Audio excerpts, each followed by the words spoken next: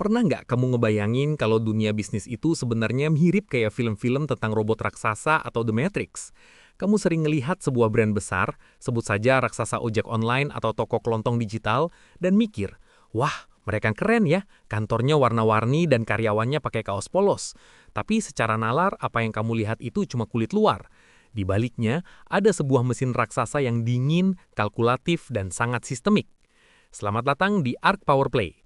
Di episode kelima ini, kita bakal bergeser dari urusan biologi individu ke urusan mesin organisasi. Kita nggak bakal bicara soal cara jualan pulsa atau gorengan secara konvensional. Kita bakal bicara soal cara membangun imperium. Bisnis itu sebenarnya adalah kepingan-kepingan modul yang harus dipasang dengan urutan yang benar. Kalau kamu pasang rodanya duluan sebelum mesinnya ada, yang nggak bakal jalan.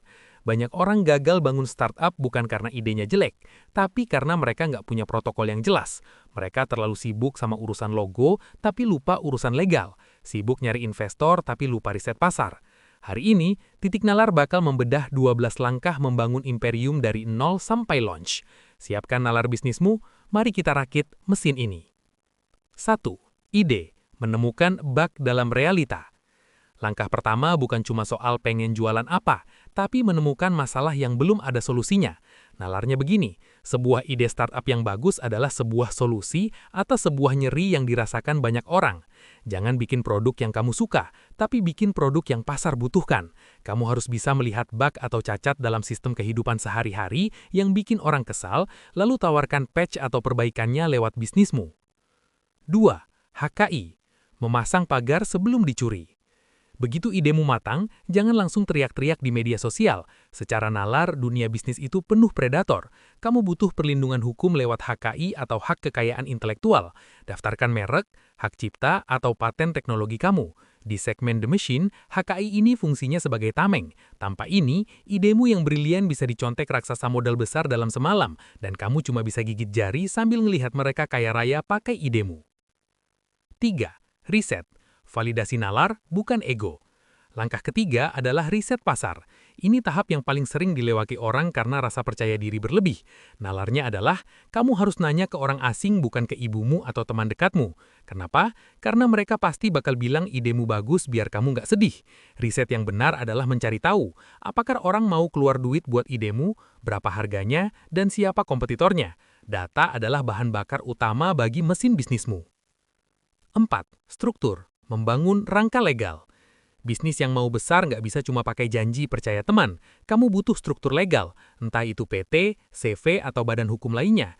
Langkah ini menentukan siapa pemilik mesin ini, gimana pembagian sahamnya, dan gimana tanggung jawab hukumnya. Tanpa rangka legal yang kuat, bisnismu bakal gampang roboh saat ada konflik internal atau saat mau narik modal besar dari investor. 5. Rencana. Cetak biru operasional. Nggak usah bikin proposal setebal skripsi, kamu cukup butuh bisnis model kanvas atau cetak biru sederhana. Nalarnya adalah, bagaimana mesin ini bakal dapat duit, siapa partner kuncinya, apa aktivitas utamanya. Rencana ini adalah peta jalan agar kamu nggak muter-muter nggak jelas di tengah jalan. Tanpa rencana, kamu cuma lagi judi, bukan lagi bisnis. 6. Dukungan, mencari bahan bakar dan kru. Mesin nggak bisa jalan tanpa bahan bakar atau modal dan kru atau tim. Di tahap ini, kamu harus cari orang-orang yang punya skill yang kamu nggak punya.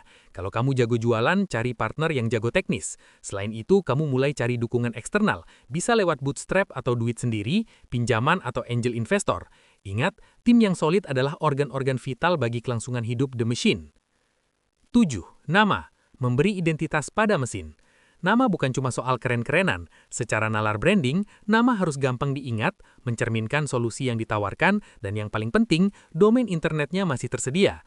Nama adalah pintu masuk pertama bagi konsumen. Jangan kasih nama yang susah dieja kalau kamu nggak mau habis energi cuma buat ngejelasin cara ngetik nama bisnismu di Google.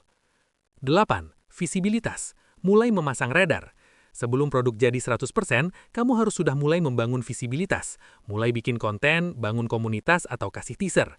Nalarnya adalah membangun rasa penasaran. Saat mesin ini diluncurkan nanti, kamu sudah punya antrean orang yang pengen nyoba. Jangan jadi rahasia. Bisnis yang nggak kelihatan itu nggak ada bedanya sama bisnis yang nggak ada. 9. Tampilan. Antar muka yang manusiawi. Di tahap ini, kamu mulai mikirin UI atau UX atau identitas visual. Meskipun bisnismu adalah mesin, pengguna yang memakainya adalah manusia. Kamu harus memastikan antarmuka bisnismu gampang dipahami, warnanya nggak bikin sakit mata, dan alur pakainya nggak bikin orang emosi. Tampilan yang bagus adalah cara mesin berkomunikasi secara halus dengan penggunanya. 10. Web atau platform. Membangun markas digital. Ini adalah markas besar operasimu. Web atau aplikasi adalah tempat di mana transaksi terjadi. Secara teknis, kamu harus memastikan markas ini stabil, nggak gampang down dan aman dari serangan hacker. Di era digital, platform kamu adalah wajah fisik bisnismu. Kalau web kamu lambat, nalar konsumen bakal bilang, bisnis ini nggak profesional.